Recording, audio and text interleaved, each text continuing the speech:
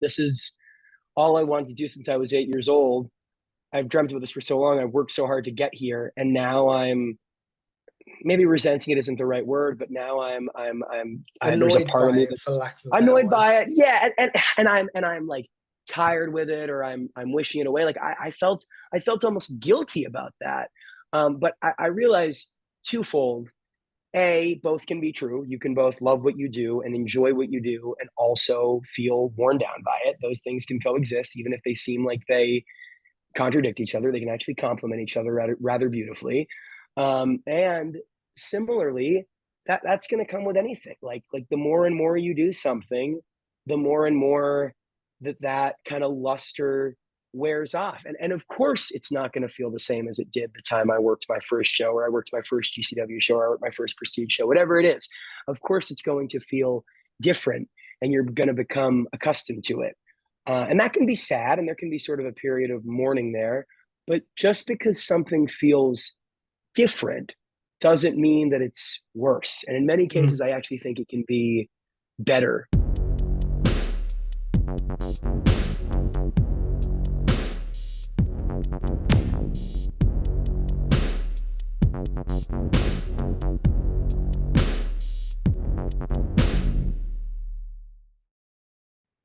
What's going on, guys? It's your boy, Tom Talks Rubbish, and stand back with another interview. This time, I'm joined by someone I've been trying to get on this show for a while. I'm really excited to chat with him. I'm joined by the one and only, a rising star in the wrestling commentary world and the wrestling ring announcing world. I'm joined by the one and only Jordan Castle. So welcome on the show, my friend.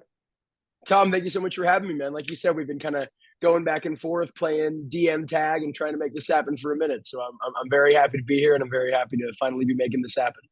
I'm really excited to chat with you, my friend. But before we do, we need to know, before we talk about any of your commentary career, Jordan, where do you first discover wrestling as an overall fan? Yes, so I remember it was 2009. It was fall of 2009. I want to say September, October, something like that. I can find the exact show, the exact match if I really go hunting, but off the top of my head, September, October 2009, back in Boston, back home in Boston, where I'm originally from. My dad was laying in bed watching an episode of SmackDown, and I remember the main event was Chris Jericho versus Batista. And I just crawled into bed to say goodnight to him. I see wrestling on the TV, and I ask him, "What is this? What are you watching?" And he kind of explained it to me, explained sort of what it was, some of the history, some of the characters, and I just remember being transfixed. I remember thinking it was the coolest thing, something about these personalities and these Mm. bright lights and the spectacle of it all and the physicality of it all, which was interesting because I was never really a sports person or someone who was very athletically inclined, either in what I did recreationally or what I watched. But something about it just captivated me. From there, I was hooked. I would start, watching Raw and SmackDown live whenever I could, and watch clips online when I couldn't. And I was very fortunate again that my parents were supportive of this hyperfixation and started bringing me to shows a few months after that, both WWE and indie shows. And from there, it was off to the races. I never looked back. I was talking to someone about this last night, but I feel like every 8, 9 year old boy has that phase in their life where they're pro WWE and where it's that hyperfixation. And for me, it just never went away after that fall night in 2009. Was Batista Jericho a cage match?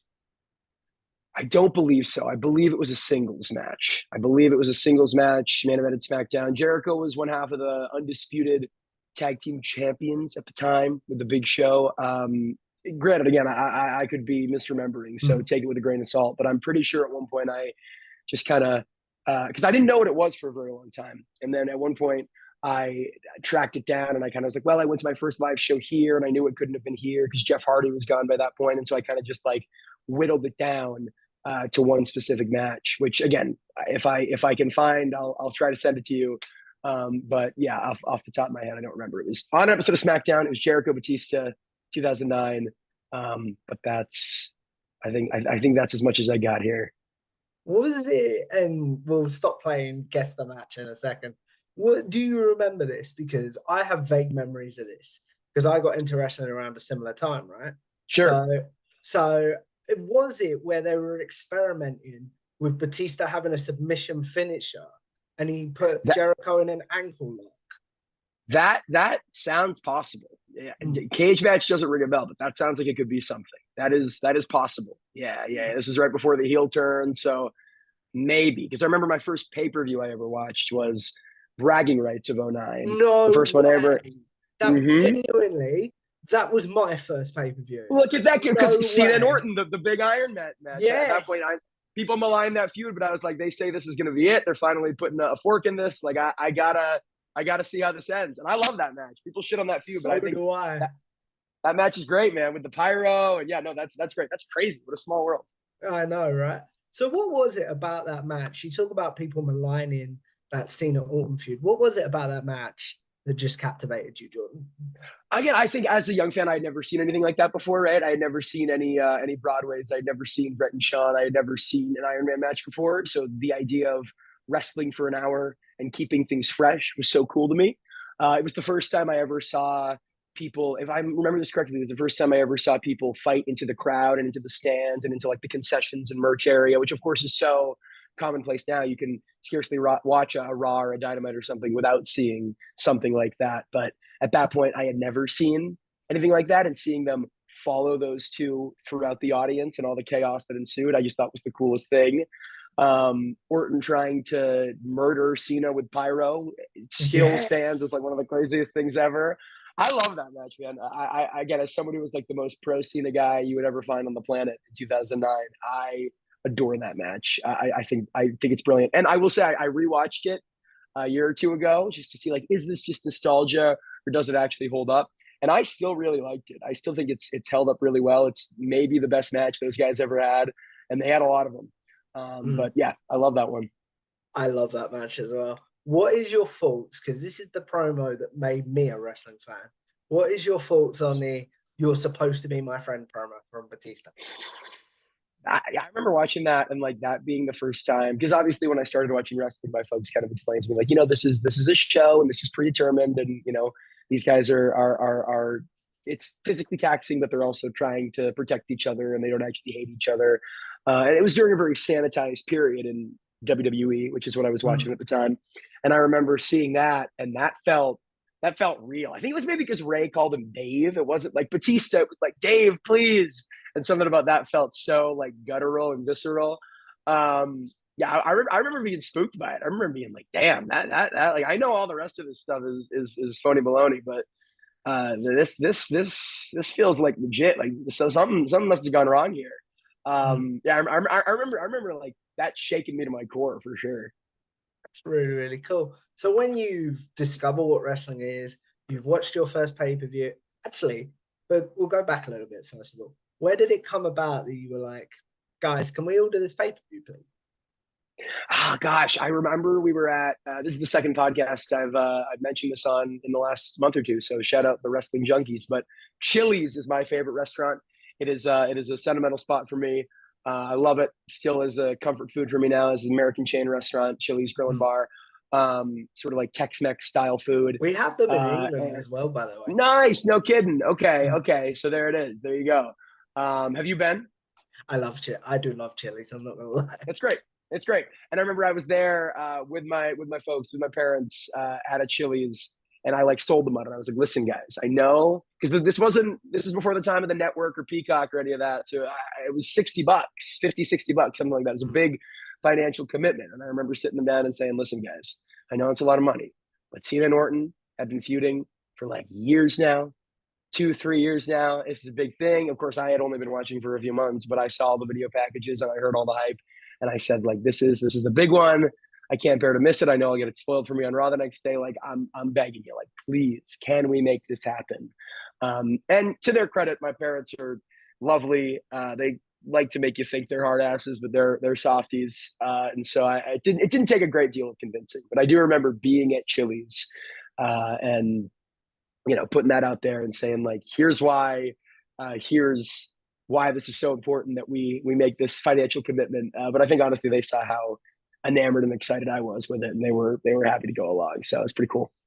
What was their reaction, or even your reaction then, when? And people will correct me in the comments because my wrestling history, wrestling, like whatever the word is, my wrestling knowledge, for lack of a better word, isn't as extensive as some people.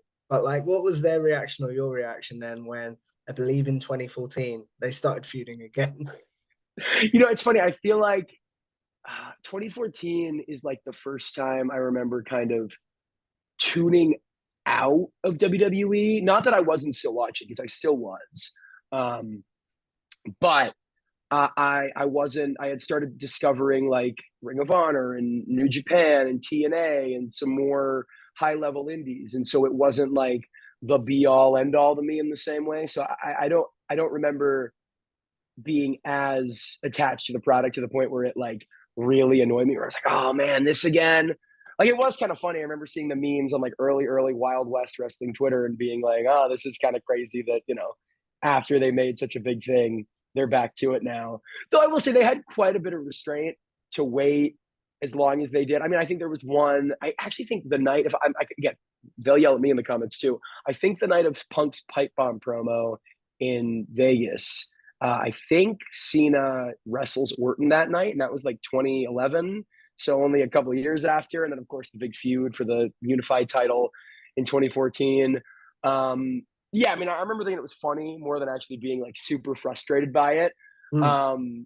But also, like I said, I wasn't there. I wasn't through the humdrum of like '07, '08. I came in at the very end. Like that was the first pay-per-view match I ever saw. I think the last 2 months of that feud were sort of my introduction to wrestling. So not only was I not bored to tears and forced to suffer through years and years of Cena and Orton directly, but I also had that sort of nostalgic attachment to it because it was my introduction to wrestling. So I remember being pretty indifferent to it, if not leaning towards kind of like happy and semi-interested. But again, I was kind of tuned out at that point, so it's tough to say. You talk about being tuned out there, Jordan. Where do you start thinking maybe there's more to wrestling life than shout out to my buddy Benville, by the way, who has a great podcast called Wrestling Life. Sorry to step on your territory there, pal. But where does where did you start thinking maybe there's more to wrestling life than WWE? Was it in So 2014 I or was it before then? No, it was, I mean, 2014, I feel like is when it really popped off with, again, like Ring of Honor and New Japan and a lot of these other places. But I was a pretty avid viewer of independent wrestling and TNA wrestling from like, excuse me, 2010 to 2013, 2014, around when I started kind of breaking into some of these other promotions and watching a lot of the older sort of underground stuff on YouTube and online. But I remember Raw aired again in Boston. It was on USA still back in 2009, 2010. But some of the commercials on American cable were local commercials. So some of them would be like, worldwide brands like McDonald's or 7-Eleven or whatever. But some of them, time would be reserved for local Boston businesses to buy out that time for the local market. There's like a pet shop one that I remember that I've been trying to find for ages. But there was one for Boston Wrestling, aka Millennium Wrestling Federation, which was a local independent company that every so often would buy out, 30 seconds of airtime during Raw to advertise for their shows that would happen in the Mm. Massachusetts area. And I remember I saw one of the ads and it advertised Shelton Benjamin, the Boogeyman, and Daniel Bryan. And this was right Ooh. after Bryan had gotten released. Yeah, After for the Justin Roberts thing. yes, sir. After choking with the tie for the Yeah, Nexus okay. thing, and to remember seeing that and be like, "Whoa, Daniel Bryan is still a thing." Like I was an idiot. I had no idea. They wrote him off TV, and I was like, I guess he's just done. Daniel Bryan's still a thing. Also, like Shelton, who I had seen pretty regularly through Money in the Bank, and the Boogeyman, who I think had been on his way out before I had started watching, but was still, you see the clips. He's in all the top tens and all the website stuff. And so those were three names that stuck out to me. Like, whoa, like these are not Joe Schmo scrub dubs. These are like real Mm. WWE people, and I can see them locally. And I remember my dad, who has been a wrestling fan longer than I've been alive, longer than I have. Like he started watching when he was even younger than I am. He kind of explained to me what independent local wrestling was. And after enough nudging, he brought me to that show in Melrose, Massachusetts, at the Melrose Memorial Hall. And Bryan, I remember at that point had been re-signed. He had come back for SummerSlam at that point, so he was unable to make it. But Shelton was there, Boogeyman was there, with a litany of other sort of TNA people and WWE legends like Iron Sheik and Jay Lethal and Homicide. I'm sure Mm. I'm forgetting some. Eddie Edwards being one very early on in his career. But I remember going there and just being so enamored by the whole thing because it was wrestling like I saw on TV with some of the same players like a Shelton or a Boogeyman, but it was so intimate. And I was sitting in the front row. I was feet away from this. Yeah. And you know, it's one thing to see it on TV. It's one thing to see it from the club seats or the load seats of an arena, but to actually be there in person and have those guys do this, and it still looks real, and it still looks crisp, and it still looks that believable. I just remember thinking that was the coolest thing. It took my love of wrestling to a whole nother level. And from there, we would pretty regularly go to those. Oh, I also remember, I got to share this story because it's one of my favorites. I mentioned Boogeyman was on the show. He actually, at the end, he brought a bunch of kids in the ring to dance with him after his You match. didn't have to And I eat ended up being worms, did you? no worms, no worms. Not on that night at least. But did go in the ring and did do the dance. And I just remember like sitting and standing inside of a wrestling ring with a star like that, Mm. thinking like this is the peak. Like it doesn't get any better than this. But yeah, man, went to those shows pretty regularly for the next several years after, and got into TNA, like I said, from watching it on Spike when they had the deal with Hogan and Bischoff and whatnot. But I feel like I knew there was a world outside of WWE pretty early on. Maybe not the breadth of it, but I knew there was a world beyond WWE within 6 months of watching wrestling and becoming a wrestling fan. You talk about their standing in a wrestling ring with Boogeyman. Most people, when they're young, their dream is to be a wrestler and things like that. Did you go through that, or was you someone that was like, I've always wanted to be the Michael Cole of wrestling sort of thing? Yeah, so I never had any aspiration of being a wrestler, of doing anything physical in wrestling. Like I said, I was not an athletic kid. I didn't play sports. I didn't watch sports. My folks always tell this great story of, they had me do little league at one point, and I would never run. I would literally walk the bases because I was such an unathletic kid and just I didn't want to be there. So I was a little shit in that way.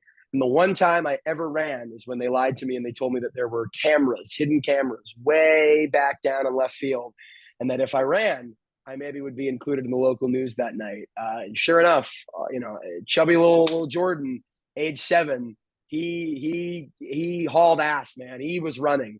There were no hidden cameras, of course. That was a fallacy. But if there were, then they would have captured me zooming. But all of that to say, I was not a very athletically inclined kid. Didn't really play sports. Didn't like watching sports. So I never had interest in that. I was amazed by it, and I thought it was, I still do think it's the ultimate form of storytelling and circus and theater. But I never had any interest in doing the physical piece of it. I was always enamored by Michael Cole, Tony Chimmel, these broadcast roles because I thought there was something so cool about being able to be an active part in the show without getting physical and without landing on your back and your neck and falling into tables and all this craziness. Yeah, that was always the dream. That's even when I would play outside as a kid, I would always have a little stick in hand and pretend it was a microphone and pretend to be a ring announcer, a commentator, or a backstage interviewer, or whatever it was. So that's always been the dream, which I do think is rare. Like you said, a lot of people kind of transition or Yeah. kind of find it in their journey to becoming a wrestler. But for me, it was always the broadcast stuff. Mm. So no chance of you and Brian being in a feud then and having a I'll tell match you like what. I'll Michael tell you what, Cole. man. I'll tell you what. Never say never. If I were to do it with anyone, Brian would be on the short list for sure, just because of how much I respect and admire that guy personally, and how much man, you talked off air before we started about our chemistry, which I very much appreciate and I agree with. But at the same time, that guy grinds my gears. He's a big fan of Alan Angels. He's a big fan of Midnight Heat, and something about that just rubs me the wrong way. And so I don't know. As much as I respect Brian, as much as I admire Brian, as much of a dream as it is to work with Brian, Bush might have to come to shove one of these days, and we might have to settle our scores in the squared circle. So I'm not saying yes, but I'm also not saying no. And I am saying that if something like that ever were to happen, Brian would definitely be on the short list. So I don't know. Never say never. Nothing in the works, but never say never. What was your thoughts on him getting kicked at a recent show? I don't know if you was on commentary for that, I But was. It was that was Combat Clash PDX. I was feet away from him. That was Prestige Wrestling's big arena show at the Viking Pavilion in Portland, Oregon. Awesome show, inexplicably free on YouTube, which is crazy. We're talking about matches like Mike Santana versus Shelton Benjamin and Timothy Thatcher versus Roderick Strong and Masha Slamovich versus Athena and Alex Shelley versus Chris Sabin in their sort of swan song to independent wrestling. They're sort of see you real soon. So incredible show, free on YouTube. Still, I believe you can still find it on Prestige's YouTube. And I'm very proud of that show. Very proud to have been a part of it. Very proud of the call with Brian. But yeah, main event was Alan Angels defending his Prestige Wrestling World Championship against rival, former Dark Order brother, Evil Uno, in a street fight. There's been a long-standing feud, a very personal rivalry they've had at Prestige. And sure enough, with it being a street fight, like we talked about earlier with Cena and Orton, it spilled throughout the arena, came over to our commentary booth, and Brian was caught in the line of fire by Evil Uno, cowardly former world champion, recently lost it to Starboy Charlie, so thank goodness for that. But the cowardly former Prestige champion, Alan Angels, using Brian as a shield, ducking out of dodge at the last minute, and then Evil Uno kicking him in the face, leaving me to call that world championship main event solo, Joey Styles style, for the rest of the match. It was spooky stuff. I mean, anytime you're kind of caught in the line of fire there as a commentator, as a ring announcer, it gets pretty scary. Again, as someone like me who's not athletically inclined or physically trained in that way, so it was spooky. I'm glad it wasn't me, and I got to admit, all love in the world to Brian. It was pretty funny seeing him flop out of his chair like that. He sold out like a champ, but man, it was pretty sight to behold. Not in person, like I said, I was pretty spooked in person being caught in the line of fire, but watching the clips and the gifs back afterwards, it was pretty awesome. so we will never see a moment of Josh Barnett. I think that's the guy's name, Josh Barnett, who does Bloodsport, I believe. Yeah. Who and JR, I believe they was called in New Japan. JR Mhm. gets kicked or something happens, and I believe that, sure. And Josh Barnett just stands up like, "You want to go?" Like, we will never see that moment. Then, do you think? I'll tell you what. Hey, certainly not with Brian. All right, maybe with Cody Von Whistler, maybe with Jack Farmer, but Brian gets on my nerves too much. No, I don't think so. I don't think so. Only because Josh Barnett is a legitimate combat sports badass, a mixed martial arts killer, and I am Jordan Castle. I am I am 5'9.5" and doughy and afraid of my own shadow. So no, I don't foresee that happening. Certainly not against an Alan Angels or an Evil Uno. Maybe there's someone out there. Maybe against like I don't know. Maybe against like Swoggle, but even then, I think he could probably kick my ass. So I take that back. Yeah, no, I do not foresee that happening anytime in the near future. But again, never say never. That was a very fanboy question, and I do apologize for that. Don't worry about it. Don't worry about it. Listen, it's a valid question, and I'm sorry that I can't give a better answer. No, that's cool. So we've gone around the houses, Jordan, but that's just how my interviews tend to go because I like them to be more conversational. But you talked about never any desire to be involved in wrestling, never as a wrestler, but always having the commentary bug. So how did you go from commentating maybe your local friends federation, for lack of a better word, to going, I'm going to give this a try? How does that come about that you go, I want to become a commentator? Yeah, so I remember it was COVID, and as I feel like a lot of people did during COVID, it's a big period of self-reflection. I had moved out to California the year prior for college, and then when COVID hit, I moved all the way back home because I wasn't about to pay for room and board for Zoom school when I could get the exact same education from a computer for much cheaper at frankly much more comfortable living situation back in Massachusetts. So I was living at home, wasn't doing a whole lot because there wasn't a whole lot to do. And I had said literally ever since I was 8 years old watching wrestling, like this is what I want to do. And it had always been the dream. Whenever I was asked as a kid, whenever people would ask me in conversation, it was always the dream. It was always the aspiration.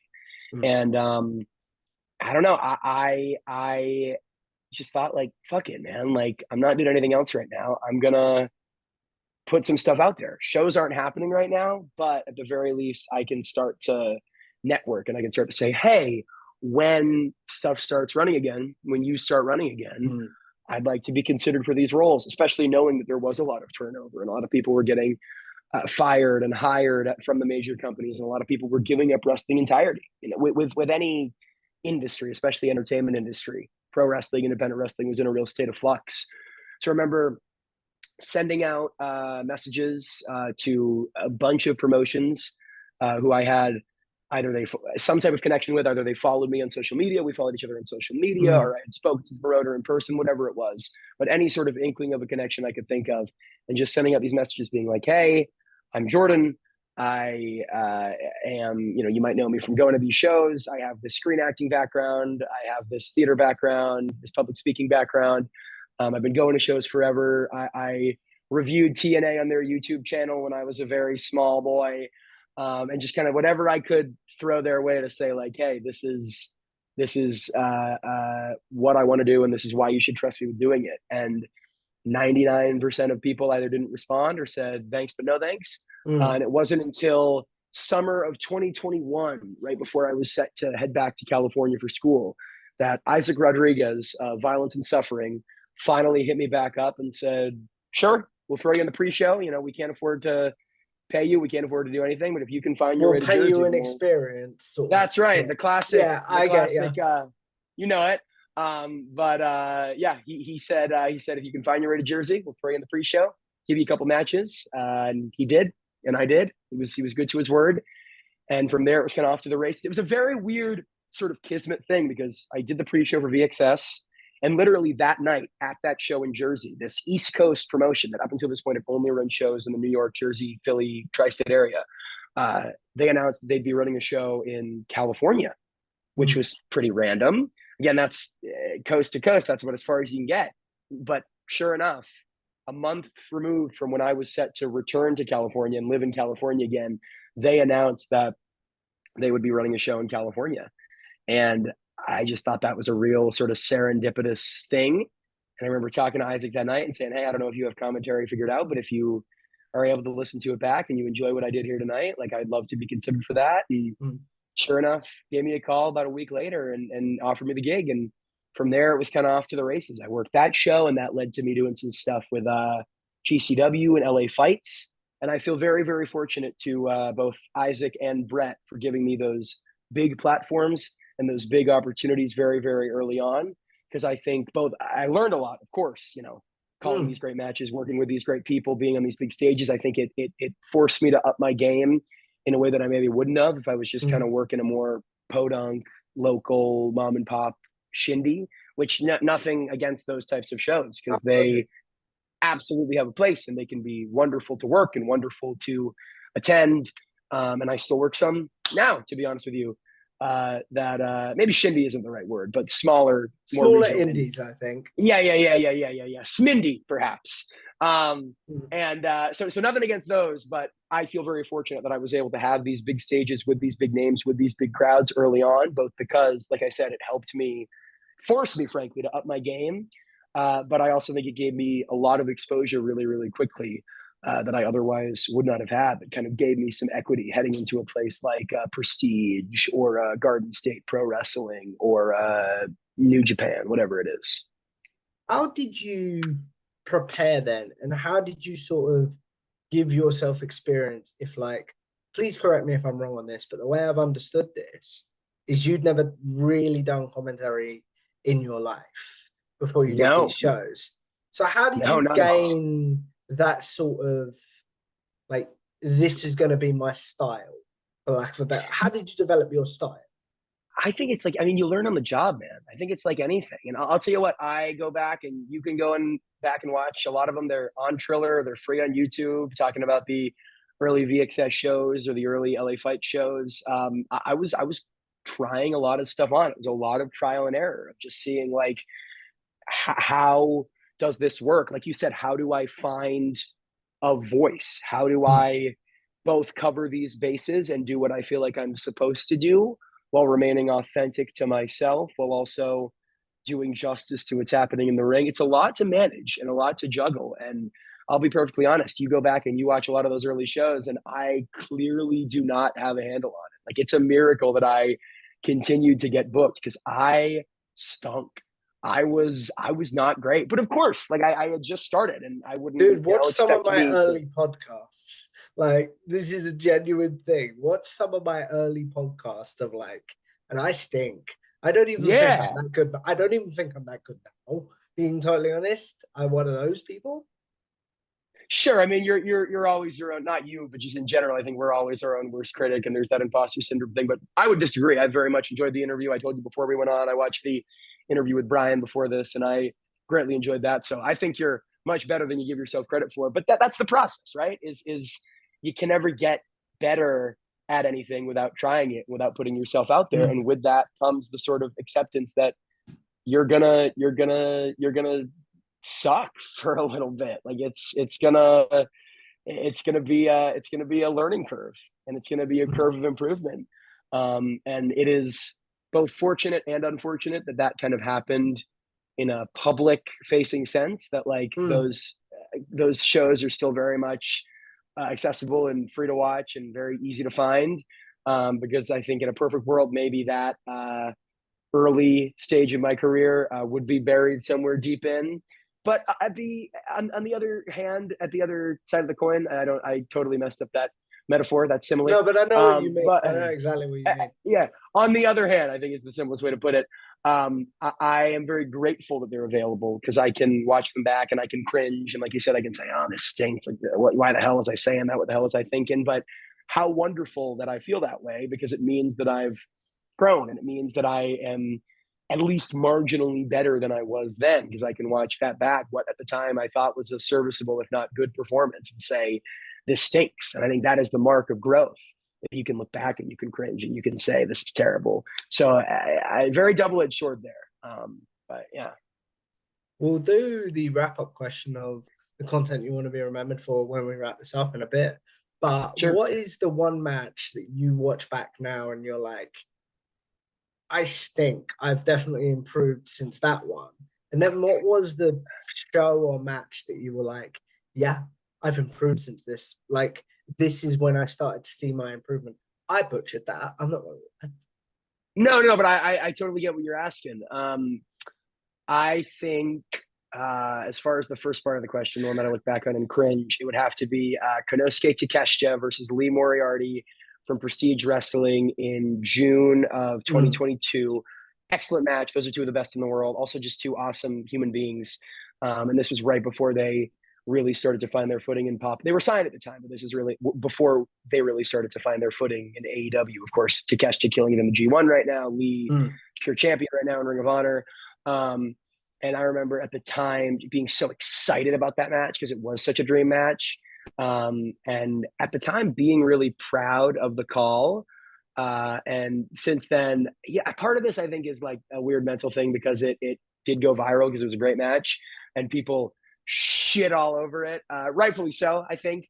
But half the comments, if you see that video on YouTube, were like, "Great match, watch it without sound." And I think just in hindsight, like I was so excited and so thrilled to be there. But maybe too excited. Maybe should have reined that in. There are points where maybe still figuring out like the volume control aspect of things, and not not blowing my audio out or not screaming to high heavens. And there were moments where there was the comedic angle that, in fairness, they had built in their pre-match promos about Cinnabon and Auntie Annie's, the fast food pretzel companies. That was sort of the grudge aspect of this food, and I really ran with that. So because I thought it was a fun sort of angle. But in hindsight, maybe leaned on it a little too much, and maybe during some of the sort of later closing stretches, got a little too silly with it. So I definitely watched that one back and cringe, especially because for a very long time it was one that I held up as like, this is my favorite match I've ever called, and I'm so proud of this. And I would like Mm. constantly post and retweet that footage. So that's definitely one that, in hindsight, though I am very proud to have called that match and to have worked with those guys. And I don't think it's without merit. I don't think it's entirely dreadful, but I definitely do look back and cringe at that one, for sure. And as far as the moment where I feel like things kind of shifted, that's tough. It's tougher for sure, because I think it's more of a gradual thing, right? You don't necessarily notice in the moment, like, oh, all of a sudden now I'm good and I know what I'm doing. Because like I said, like I thought I knew what I was doing during that Takeshi and Lee match. I was like, oh man, like I crushed it and this was Mm. awesome. And of course I watch it back, you know, a year later, 2 years later, and I go, oh, it sucked. Likewise, now there are matches that I'm really, really proud of that I've called in recent months, and I'm sure I'll go back and watch 2, 3 years from now, and I'll say, "Oh my God, what the hell was I thinking?" So it's tough to say. I mean, a year later, I called. This was June of 2023, almost to the Mm. day. I called Kevin Blackwood versus Roderick Strong in Roddy's return to independent wrestling, also for Prestige. And that's one that I'm really, really proud of. It was a big moment for Roddy, big moment for wrestling, big moment for Prestige, frankly, to have the Messiah of the Backbreaker back in the Indies. And I was very honored to be a small part of his return there. And I think it's a great match. And I feel really proud of the work with Jack Farmer, who I called that show. I believe the first show we ever called together. I feel like we had a pretty instantaneous chemistry. Mm. He's someone who He's I've been on the worked channel him. before. He's a good guy. Yes, great guy and a great broadcaster. And again, as a commentator, can be really hit or miss. The first time you work with someone, even if they're good and you're good, it doesn't have to be a slight on either of you as performers or broadcasters, but it can be hard to find that chemistry. It can be hard to find that rhythm.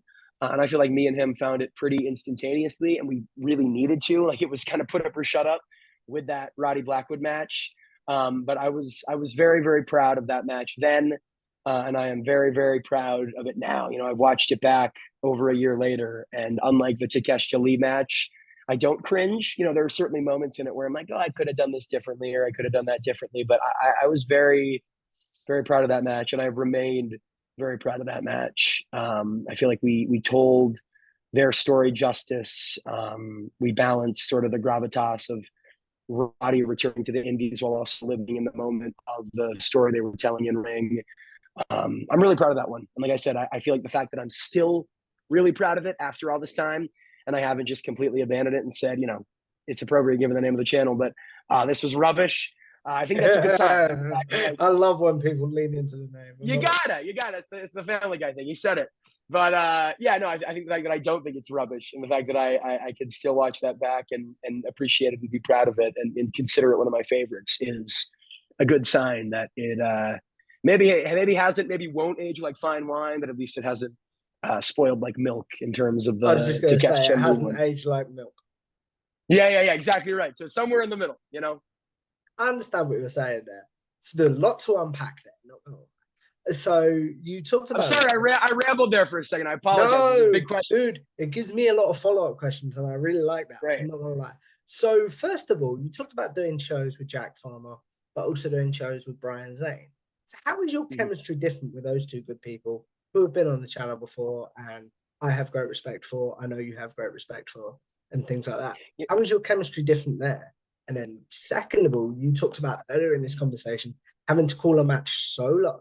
So how did that feel? The first, maybe that wasn't the first time, but the first time you had to do that. So it's funny. I know I was clowning on Brian earlier and having some fun. I'm like, oh, I would definitely wouldn't protect him. And like, he's a big fan of the Midnight Heat, big fan of Alan Angels. But in all seriousness, it has really been a dream come true.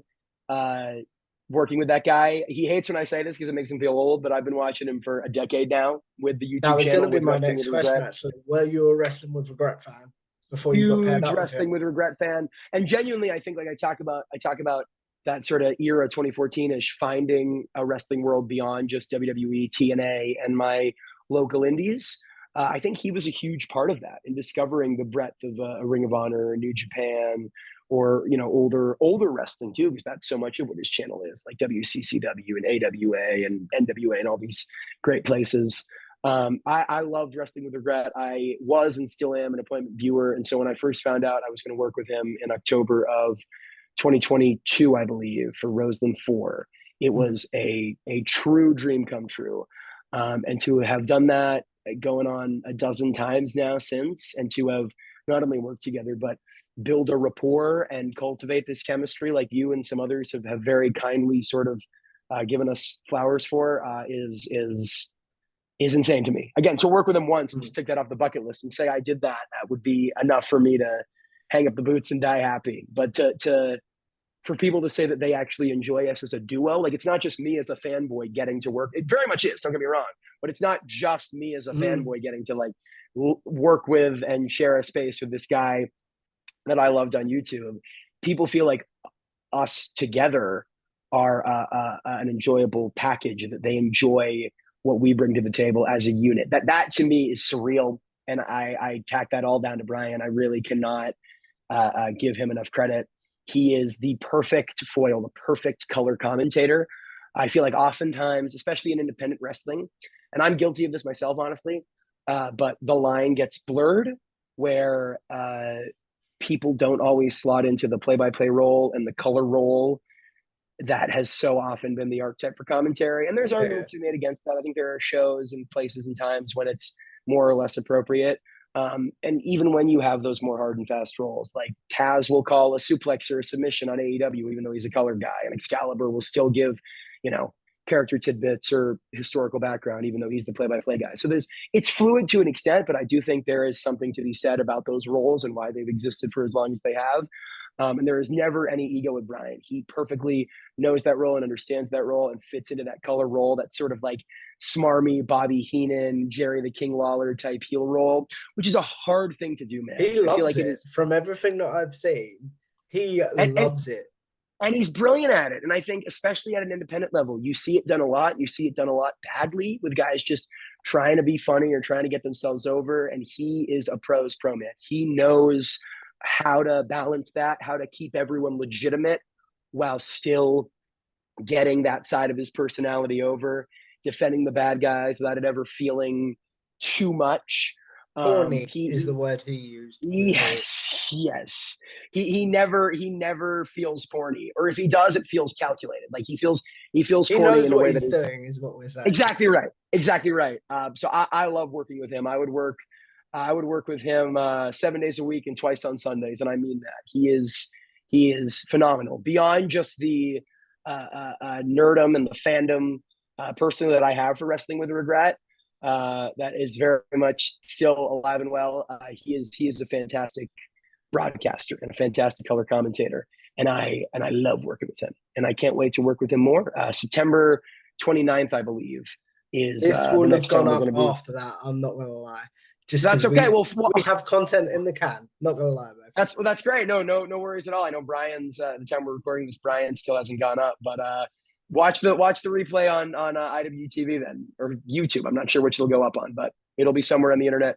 Roseland 9 in association with DPW and West Coast Pro, live from Portland, live from the Roseland Theater. Those are some of my favorite shows, and a huge reason as to why is being on the call with Brian. So cannot say enough good things about him. He's the man. And you asked about Jack Farmer and some of the sort of similarities and differences. Brian, like I said, is totally that Bobby Heenan role, totally that Jared King Lawler role. Jack could not be more different. He is a straight-laced professional. Sometimes I think even more so than me, as far as just like how he handles himself, how he dresses. I make a point to dress well, but this handsome SOB, he always has the best tailored suits. He's always showing up, the best dressed guy in the room, always with a sheet of notes, always with the right thing to say, knowing when to say it, knowing how to say it. And that's not to say Brian doesn't have a preparation or a decorum in his own right or his own process. But he is that sort of more fly by the seat of his pants sort of crazy style. Again, the Jerry the King Lawler, the Bobby Heenan, just kind of blurting in these crazy things. And they're never without merit. They're never at the wrong time. He always finds the perfect time to say it. But Jack is the other side of it, where he is just perfectly composed and perfectly well put together. And I love that even at the same company, talking about Prestige with the Portland shows with Brian and the LA shows with Jack, that I can work with such varying styles and make it work and still have it come together and hopefully, knock on wood, be cohesive towards what is ultimately the same product and the same roster and the same champions and the same storylines. I think it is so cool that I get the chance to swim in so many different pools and dance with so many different partners to what is ultimately the same song. You talk about doing it with different partners and things like that. In a second, we'll talk about doing it solo, like we talked about a little bit. But like, who is your dream commentary partner? I would I've love I've to do a show with them. I've always said for me, because I think I can do both, and I pride myself in being able to do both. But I think that I traditionally find myself more as a play-by-play guy and feel more comfortable in that role. So I think with that in mind, I would love to work with Taz. That would be the dream. I think he is brilliant. Again, I talked about this actually on Ryan's channel. We did a top 8 of our personal I've seen favorite. this. Go watch that Yes, video. sir. You guys haven't. I love No, that video. I'm not gonna it's lie. thank you so much, brother. No, it was a dream to record. Taz, I mentioned in the Taz video. Michael Cole was your number one, if I Taz, remember they right. were my number one, and Taz is my favorite color guy. And for that reason, I think as a play-by-play guy, with Taz still being active on AEW the way he is, I think Taz would be the answer to that question. I think me and him would just have, I don't know what type of chemistry it would be. It would be a crazy chemistry, but we'd have a chemistry that would be hard to duplicate. What with sort of my kind of happy go lucky, glass half full kind of apple pie optimism, and his sort of, you know, ball Salty. busting New York saltiness. Exactly right. I think that would be a really, really fun contrast. And again, I just think he's beyond being hilarious and entertaining. I think he is brilliant at color commentary, similar to Brian. I think he knows exactly when and how and where to rein it in. I think he is just a master of explaining why things hurt and explaining the little nuances, the minutia of the art that is professional wrestling. Mm. You can really only get doing it at that high a level for as long as he did. And I think that charm and that personality balanced with that knowledge and that expertise and the way he's able to articulate it both so comprehensively but also so succinctly, it makes him my favorite and makes him far and away the guy that I would like to work with the most. So who knows, but Taz is for sure the answer. That's really, really cool. What about like your goal within this wrestling space? What is your ultimate goal to be like? Not to say you've achieved, you can hang it up then, but then what's the goal that you're like, yep, I can tick this off the bucket list. And if my career ended tomorrow, I'd be happy. So I was thinking about this actually the other day. It's funny you asked me this, because my answer for the longest time, and I think still is to make a living with wrestling, whatever that means. I just want to be able to pay my bills and not have any sort of second gig or supplementary shoot job, as they say. I just want it to Mm. be wrestling. I want to put all my energy towards wrestling because this is the thing I love the most. This is the thing that makes me the happiest. And I want to be able to put my everything towards that and not have to think of anything else. So that is for sure the ultimate goal. And listen, man, like I'd be BSing you, and I think 99% of people would be BSing you if they got on here and said they didn't want to be on TV or work a WrestleMania. I know that's not true of everyone. Shout out my man Effie. But like for most people who are in this business, that Yeah. is that is that is the dream, is to make it to that upper echelon. And of course I dream about that. Like I have since I was 8 years old. I'd be lying if I told you I didn't.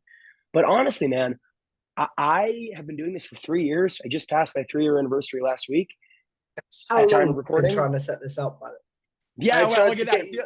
This ain't a knock on you, but I tried to get you No, on when you first started and when I first started the podcast. But you and I have been trying to set this up for so long. I'm so glad we finally did. likewise, man. No, I couldn't agree more. And I honestly think it's probably for the best because I think this is a much better conversation than we probably would have had when I first started. But what was I saying? Yes, I just passed my 3 year anniversary in wrestling, and to tell you the truth, man, I have done so much in those 3 years beyond my wildest dreams. I've Mm. done so much in those 3 years that people who, frankly, have been doing this a lot longer than I have, and who, in my opinion, are better than me, I've done stuff that they've never done. And that's not me saying, oh, I'm the man. That's not me tooting my horn and being like, how fucking sick am It's I? being grateful by the sound of it. That's exactly right. It's me saying, like, how lucky am I that I've gotten to live these dreams, that I talk about, getting into wrestling in 2009, that I've gotten to call matches for the likes of John Morrison and Shelton Benjamin and Matt Cardona, these people that I grew up watching, that I've gotten to work in arenas, that I've gotten to travel to Mexico and Portland and back home to the East Coast to see my family on someone else's dime, that I've gotten to share a booth with people who I grew up watching, like a Brian Zane, or that I've gotten to sit under the learning tree of a Dave Prazak, who is one of the greatest of all time, and just glean knowledge from him. Again, not just once, but regularly on a Mm. bi-monthly basis, give or take. That I've been there for Roddy Strong's return to the Independents, that I've been there for the Motor City Machine Guns swan song to the Independents. Like, I could go on and on and on and on and on. And that's just talking about stuff in ring on broadcast. That's not even talking about the friendships I've made and the memories I've made off the clock in car rides or in hotel rooms or backstage, that I've gotten to see this other side of this thing I love, these people that I admire. It really has been a dream come true. And again, I use the word corny. I feel like it sounds kind of corny. It sounds kind of schmaltzy to say that, but it is 100% the truth. And so all of that to say, like, yes, I would love to make it to that next level. I would love to be on TV at WrestleMania, at All In, whatever it is. But what a disservice I would be doing to myself and the dreams I've had since I was 8 years old. That kid we talked to at the very beginning of this interview, uh, to wish this away and to spend this time living this dream, working with these people, calling these matches, traveling these roads. What a disservice I would be doing to that kid to wish that away and be like, yeah, this is fine, but when am I going to get to the next thing? When am I going to be making all this money? And when am I going to be at this place or on this show or at this arena? It's like, what a waste it would be to wish all of that away, because I am truly the luckiest person in the world, man. And I never want to look back and say, man, I lived this dream and I didn't even get to appreciate it while I was in it. So I really try to be conscious of that. And as Miley Cyrus says, man, it's the climb. That's really funny, and I think that's really cool that at such a young age as well. Because I know it took me till I was a bit older to realize life is pretty good. So I think it's Yeah, pretty cool at such a young age. You can be like, uh, if I stepped away tomorrow, I'd be happy, sort of thing. absolutely. No, So yeah, absolutely. Absolutely, man. Life is beautiful. There's a lot to be sad about in the world, but there's much more than you realize to be grateful for. And that's a process to realize that and kind of come to terms with that, especially when things get hard, because they do. we'll talk about And that in a I don't mean second if this. you don't mind. Yeah, right. Not at all. Not at all. But I don't mean that in like a condescending way. Like, you should just be happy, man, because that's not healthy either. That's toxic in its own way. But there's a lot of beauty in the world, man. There really, really is. You talk about there being a lot of beauty in the world. How does Jordan, first of all, maintain that outlook when you're getting burned out? When maybe you've done a stretch on the road and you've been like, I've been away every weekend touring and I'm burned out. And then how do you make sure you're still a wrestling fan? What wrestling do you watch? Things like that. How has being a commentator changed the way you watch wrestling as well? So it's definitely changed it. I feel like I always listen to commentary. I always listened to, because of course you're watching wrestling, you're listening to commentary. It's such an important piece of the puzzle. But I feel like I listen to it much more intently. I listen to it as a student of the game, for lack of a better word, just trying to learn as much as I can. And it's less so like, of course, I'm following along with the story that they're telling, but it's less so that, and it's more so, okay, why did he raise his voice at this point? Why did he tease this move here? Did it end up leading to something? Did it not? Like, what was the intention there? When did this person? Let's use like Michael Cole for an example, a huge inspiration of mine, someone we've touched on a couple times now. Yeah. Why did Michael Cole? Why did he get really serious and get sort of that low kind of serious voice at this point? Conversely, why is he yelling and cursing out Dominic Mysterio here? How does he, if there is a level of repetition, the same move over and over again, how does he call that without it feeling monotonous? Little things like that. I feel like Yeah. even subconsciously, I'm not sitting there with a notepad and paper, but anytime I watch wrestling, I'm always keeping an ear out and focusing on that more than I ever did before. And that's saying something, because as someone who aspired to do it, I always kind of listened to it and kept an extra ear out for it more than most people. But now, having done it and starting to understand the minutia and how to be half decent at it myself, I think I listen to it that much more. And I'm sorry, I forgot the other part of the question. It was how do you watch wrestling differently? And then what was because there was something leading into it. Where I'm so is your sorry. current fandom before we get into the burnout side? What is the show that you're like, okay, it's whatever night of the week. I'm going to set my DVR if I'm busy to make sure I catch up on this show. That's so funny. You think I have a DVR? I no cable here, man. I'm living in Southern California in 2024. I am streaming everything, baby. Okay, you're gonna Uh, make sure you stream the yeah, episode yeah, then. yeah. There it is. I mean, I try to watch. I try to watch everything. I try to keep up to date with what's going on in WWE, with what's going on in AEW. Of course, with promotions I work.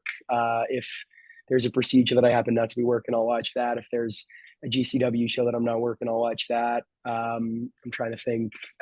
Yeah, other promotions. Of course, if I'm working for them for the first time, I'll go back and watch as much of their back catalog as I can. Honestly, there's no real rhyme or reason to it. It's not like every single week, I'm feeling tired, I'm feeling burnout, whatever. Like this is my comfort wrestling because it changes so much.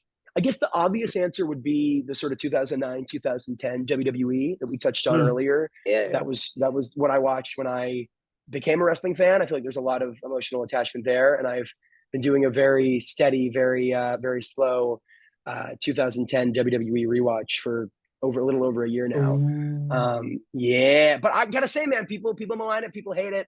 I love it. I have this We personal have connection the to it. nostalgia glasses. That's the problem. That's right. That's right. I don't think it's a problem. I think it's amazing that this No, no, but universally hated wrestling thing. we have the nostalgia glasses. That's the thing. That's right. That's right. So I'd say that's like the closest thing to like a consistent form of comfort wrestling, but it really changes, man. Sometimes I'll throw on like an old IWA Mid South show. For a while there, I was watching 2005, 2006 TNA pay per views. Working with the New Japan now, I've kind of been going through the catalog of New Japan, watching a lot of the Bullet Club stuff from like the Prince Devitt, AJ Styles era of the Bullet Club. I kind of go wherever Brian takes me, Brian Zayn. So if there's a pay per view he reviews on Wrestling with Regret, I'll maybe go back and watch that. But inspiration can come from wherever. Like the other day, I was reading the Young Bucks autobiography, fantastic book, and they mentioned how their Good. last match, so good. And they mentioned their last match in TNA was Generation Me versus Shark Boy and Eric Young from Destination X. And that's just such a random match, such a crazy intersection of sort of eras in TNA. And I was like, I have to check this out. And so I watched that. I was watching, some old Ring of Honor CM Punk before that. I was watching some Attitude Era WWE with my roommate because he's been getting really into Stone Cold before that. And so it really fluctuates. It really changes. It really just kind of depends on the day and depends on what's caught my interest and what I happen to be in the mood for in that particular day. It's really, really cool. I promise we will wrap this up soon because believe it or not, we've been going almost an hour and I do want to be No respectful. kidding. Yeah, we almost have, pal. And I do want to be respectful of Wow. the time. But Well, listen, I know there was one more question in there. I'm happy to answer that. And like I said, the time has flown by, so no sweat on my end. so how do you deal then with like burnout, Jordan, when you're like, I've done so many shows this weekend, or like say it's somebody's birthday and you're thinking, but I'm missing out on this. Do you know what I mean? Yeah, no. It's a great question because I think for a long time that is very real, and I do feel that from time to time, as I think anyone does. But for a very long time, I almost felt guilty about feeling that way because it was like, fuck, man, this is all I wanted to do since I was 8 years old. I've dreamt of this for so long. I've worked so hard to get here, and now I'm maybe resenting it isn't the right word, but now there's a Annoyed part of by me it, for that's lack of a better annoyed word. by it. Yeah, and I'm like tired with it, or I'm wishing it away. Like I felt almost guilty about that. But I realized twofold. Both can be true. You can both love what you do and enjoy what you do and also feel worn down by it. Those things can coexist, even if they seem like they contradict each other. They can actually complement each other rather beautifully. And similarly, that's going to come with anything. Like the more and more you do something, the more and more that kind of luster wears off. And of course, it's not going to feel the same as it did the time I worked my first show, or I worked my first GCW show, or I worked my first Prestige show, whatever it is. Of course, it's going to feel different, and you're going to become accustomed to it. And that can be sad, and there can be sort of a period of mourning there. But just because something feels different doesn't mean that it's worse. And in many cases, Mm. I actually think it can be better and more beautiful and more full.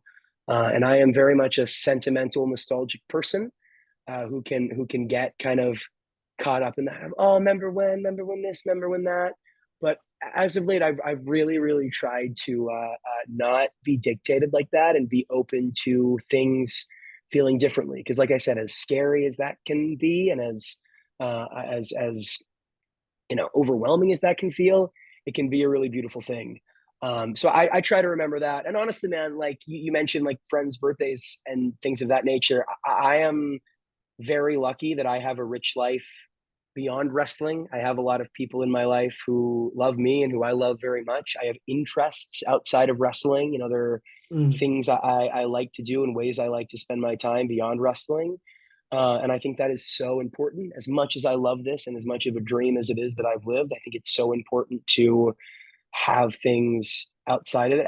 As with anything, no matter how much you like it, you got to be able to separate yourself from it. And so I really try to make a point in between working shows, in between preparing for shows, in between promoting shows, to distance myself from it and have that healthy separation. And see a movie with someone, or get dinner with someone, or go on a date, or whatever it is. Mm.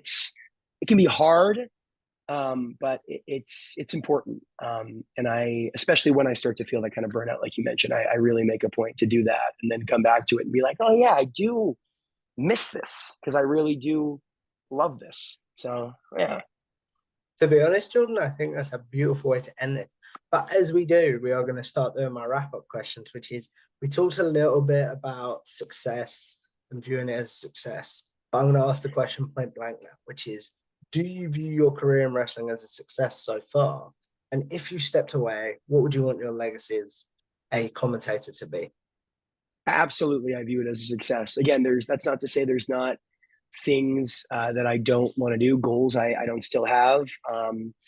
I don't want that to sound like I'm complacent, because I still feel like I have that fire under my ass. I still feel like I'm working to prove something. But at the same time, genuinely, if forces of God prevail and I happen to never work another wrestling show tomorrow, I'll be heartbroken.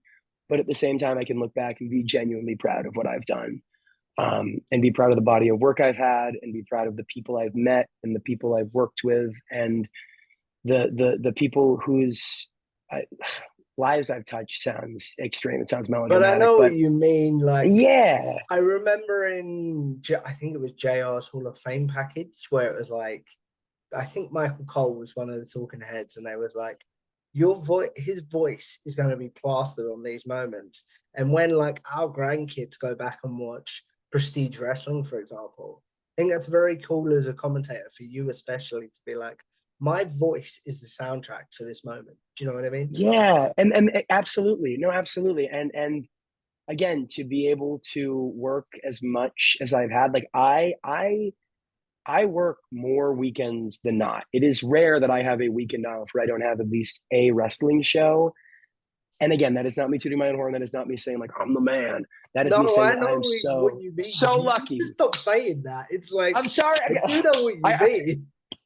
I appreciate that. I feel like someone could listen to this and be like, man, this guy's got a real ego. He keeps talking about how successful he is. But No, I'm saying that I appreciate that, from a Tom. I'm saying grateful perspective, man. yes, exactly right. And I am so grateful. And so yes, it's similar to what I was saying about how you can be burned out and be frustrated with something while also still loving it with your whole heart.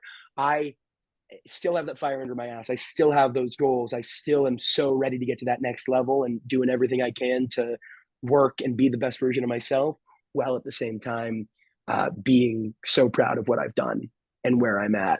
And so all of that is to say, yes, I would consider it a success, and I am very proud of what I've done. And talking about legacy, it's a complicated question. I saw an interview with Adam Copeland, formerly known as Edge, not too long ago, Mhm. where someone asked him a similar question. He said, like, I I think that feel was Chris like Van Vliet, if I remember correctly. maybe it was, yeah, no, he does some great stuff.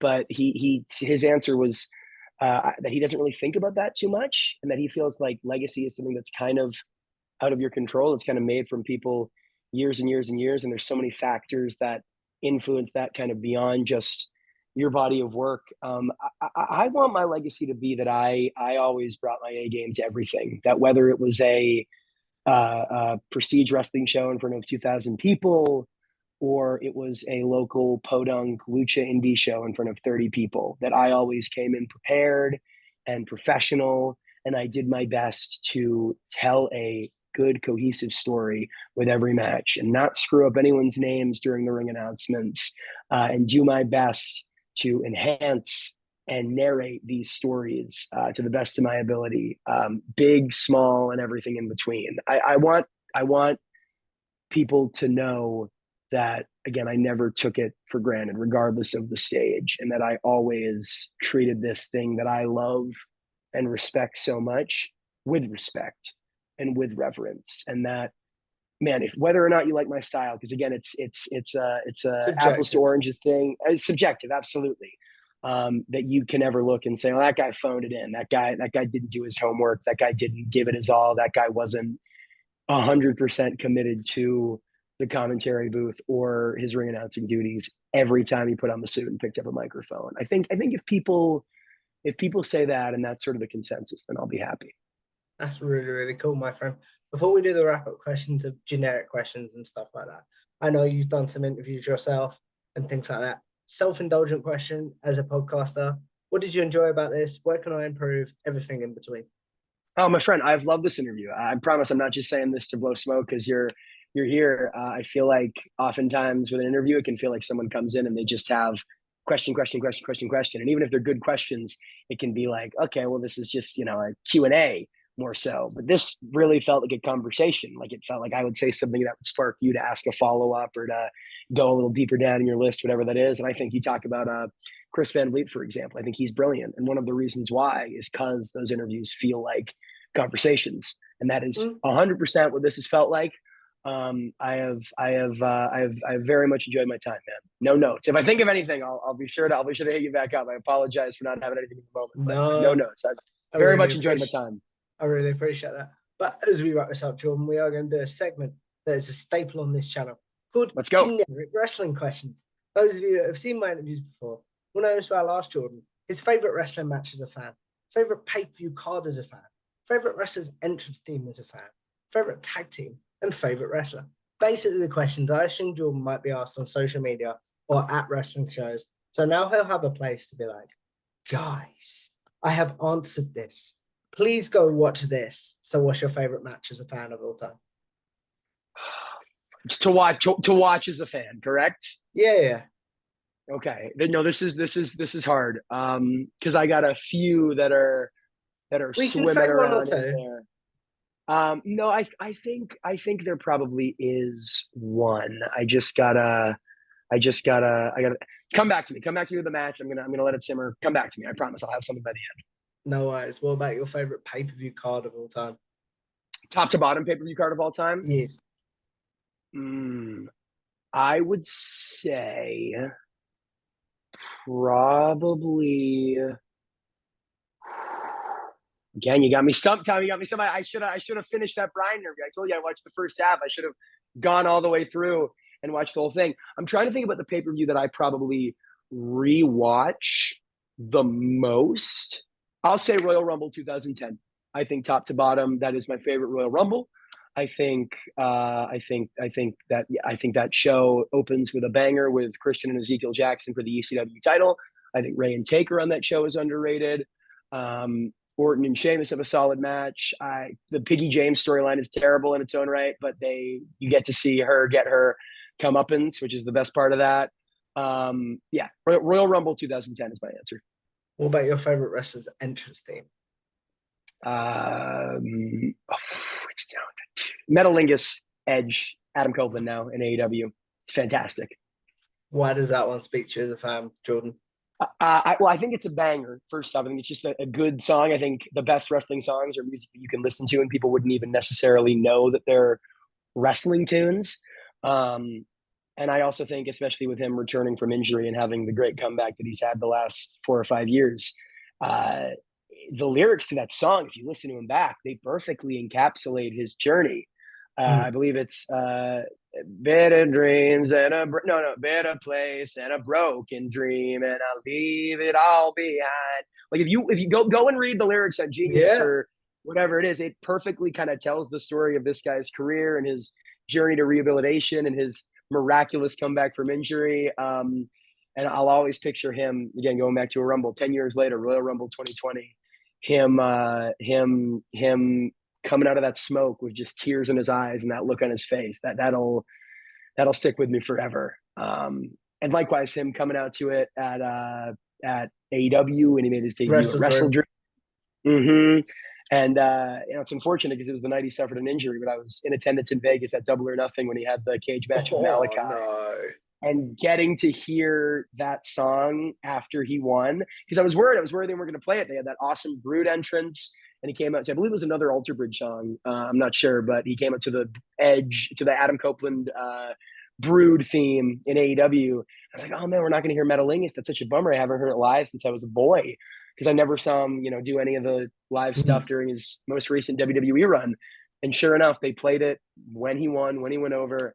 And it was incredible. I made a point, especially now kind of being in the business. I didn't want to mark out or fanboy out too hard in attendance. At least, someone's watching. But I'll tell you what, man, when that music hit, I was 10 years old again. I was singing, I was screaming, I was putting the horns in the air. It was a pretty cool moment. So Metalingus, Adam Copeland, Edge, far and away.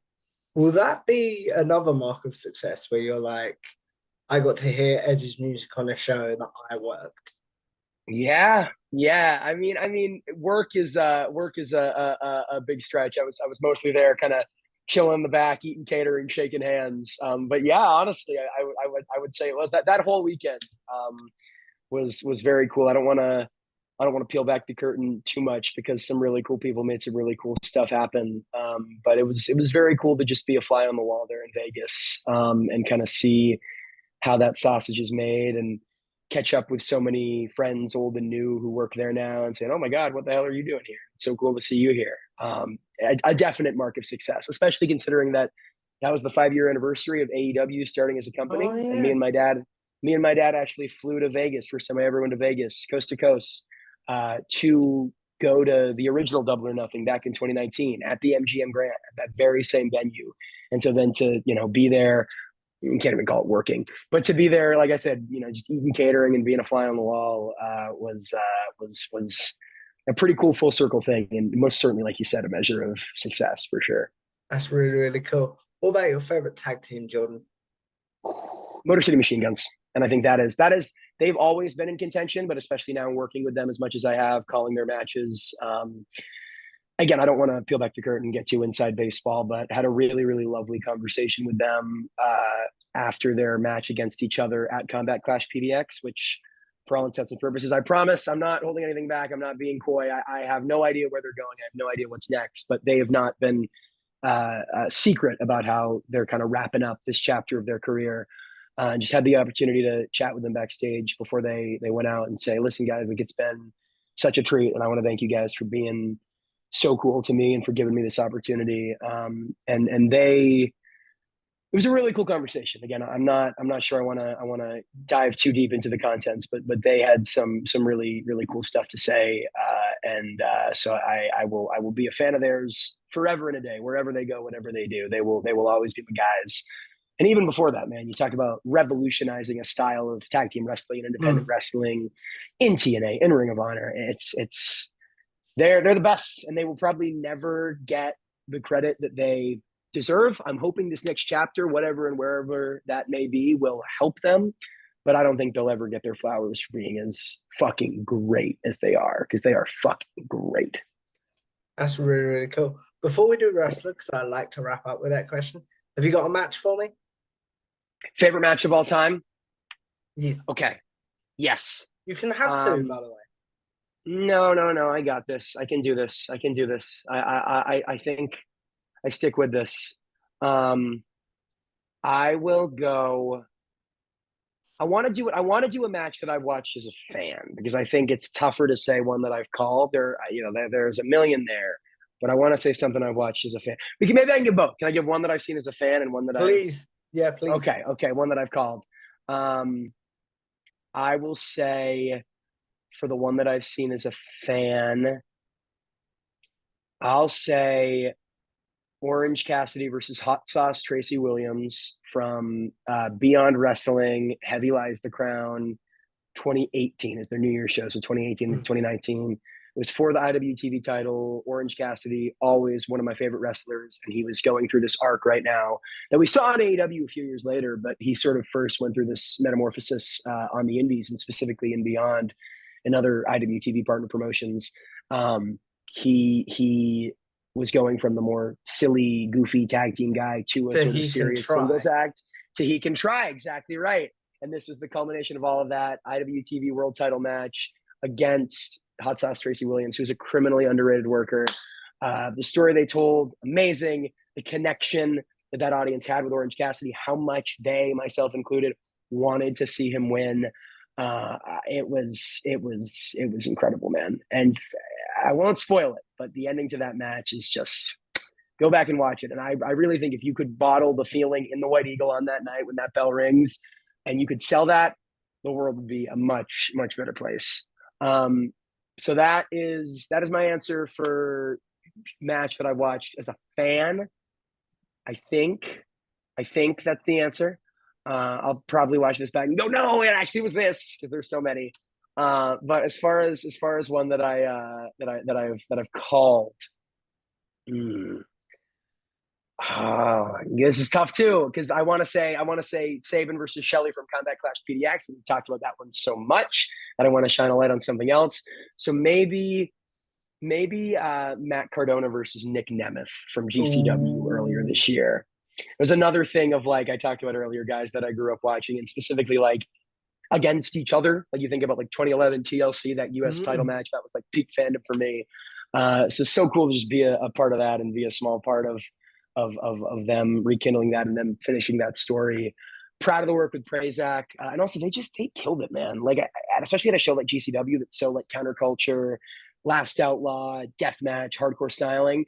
To go out there and have a very WWE style match, but tweak it in a way that played to the sensibilities of that crowd at the UCC. They knew their audience, and so much of wrestling is knowing your audience and reading a room, and they read that room front and back and over again. It's a masterclass. I love that match. That's really, really cool. As we wrap this up, Jordan, the biggest generic question, in my opinion, I'm so used to doing these in the Pacific order. I do apologize. But the biggest generic question, in my opinion, who is your favorite overall wrestler as a fan? Again, it might be down to two. The original, and I think the always answer is John Cena. Again, 2009, little fanboy, which I feel like has been kind of the theme and the recurring sort of thing to circle back to in this conversation. Um, uh, he was the man, and I totally bought into that machine of the hustle, loyalty, and respect. But then it's a very cool thing because I was never, like we said, we have the rose colored glasses. I was never marred with the, oh, Cena sucks and he's overrated and he can't wrestle, blah blah blah blah blah. And by the time I maybe would have gotten to that point, like I was turning into a teen, and could have gotten a little too cool for school. I'm a smart, like fuck Cena.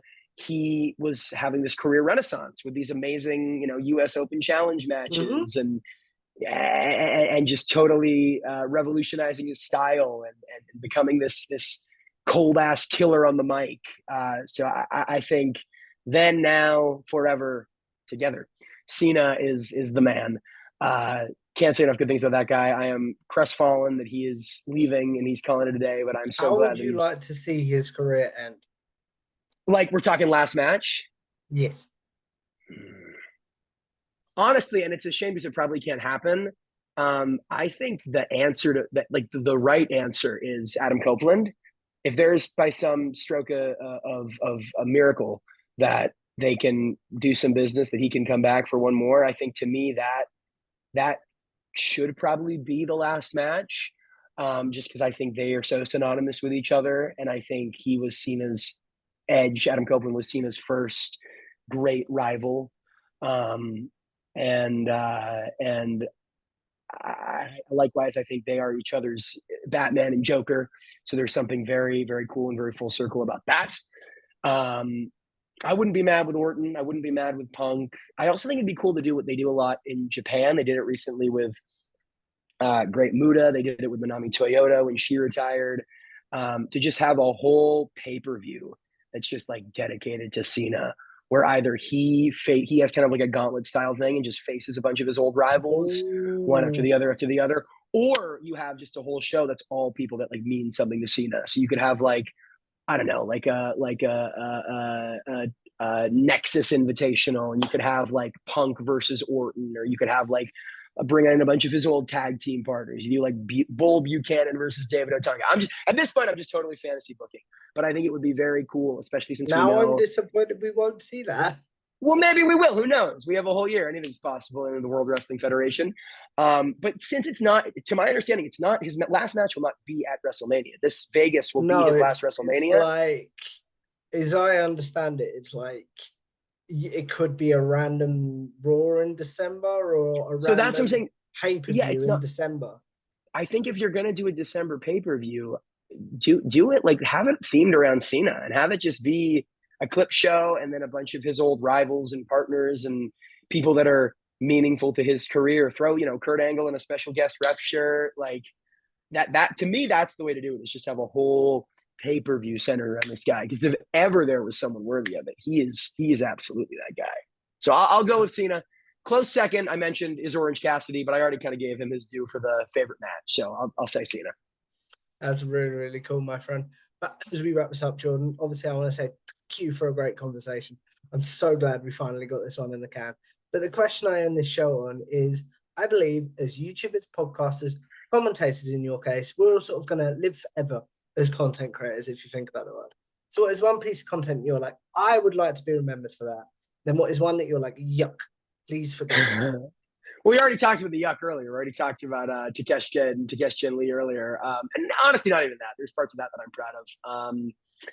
And honestly, no, I won't even say any of my wrestling commentary work because all of that is part of that journey. And I think it shows my growth and it shows the steady thing of how I got to where I am. So I won't say any of my commentary work. I will say my early work on work is a stretch. My early time on YouTube, I had a YouTube channel from the age of like 12 to like 17. I was pretty regularly, I don't know if regularly, but semi regularly updating it. And there's some cringe on there, man. And I look back on it, and there's memories, but I also look back and I'm like, oh man, you thought this was so funny, and it is Yeah. just not. So I would say I'm okay with that being the yuck. Get it out of here. Don't ever need to think about it again. And as far as a body of work that I want to be remembered for, I honestly don't know if maybe this is a cop out answer. I don't know if I've gotten there yet. I like to think that maybe that match or moment or show or even run in a company is still yet to come. But if I had to do it right now, let's say, for whatever reason, freak thing, I'm never able to work in wrestling again. And the legacy I built is these last 3 years. I'd say the work in Prestige. I think getting to be the lead play-by-play guy for, gosh, over 2 years now, and being entrusted with that, and being for lack of a better word, given The the keys to the voice. castle, the voice, yeah, being made the voice of Prestige Wrestling, getting to do so again alongside Brian Zane, alongside Jack Farmer, alongside James Kincaid, alongside Cody Von Whistler, alongside Veda Scott, alongside Joe Dombrowski. Such a great roster of incredible people. This is no slight to any other place I work, but most of my favorite matches, both for sentimental reasons and for objectively, like these are just the best, coolest matches I've ever called, have happened there. And again, it's a joy anytime I've been able to work anywhere. But there is something different about being on every show and Mm. understanding those stories and planting a seed on one show and then it starts to grow the next and then it explodes the next. There's really something to be said about having that type of continuity and being trusted with that type of continuity from show to show to show, from state to state to state, from month to month to month, from year to year. And so I'm very proud of the consistency I've had there. I'm very proud of how I've grown and how I like to think I've in some small way helped them grow. So I would have to say that if it all ends tomorrow, in the words of Cena himself, from the hit album "My Time Is Now," I will be very, very happy with Prestige being my legacy and my time there being my legacy. That's really, really cool. As we wrap this up, Jordan, obviously I want to say thank you for a great conversation, but please promote yourself. Where can the good people find you, your work, etc.? Yes, sir. Thank you. Likewise, this has been a blast. And like I said, it's been like an hour and a half now. It does not feel like that whatsoever. But yes, at Jordan W underscore S on Twitter, Instagram. That's where you can find me on social media for wrestling news and updates and shows and sort of clips and stuff of that nature. More so Twitter, but I still have the Instagram thing. Don't know how that place works. And yeah, keep up to date with everything I got going on. I know you said this is probably going up sometime in October. So I'm not sure exactly the full extent of where I'll be, what I'll be doing at that point. But just tune to that social media, and I'll have it all there for you. And drop me a follow, give it a listen, and thanks for watching. It's well worth doing, guys. One of probably the biggest rising stars in commentary in wrestling, and one of the nicest as well. So make sure you check him out. But if you guys like this, make sure you like, share, and subscribe to Tom Talks Rubbish on YouTube. Follow me on Twitter or at Tom Talks Rubbish, and I will see you in the next one. Goodbye now.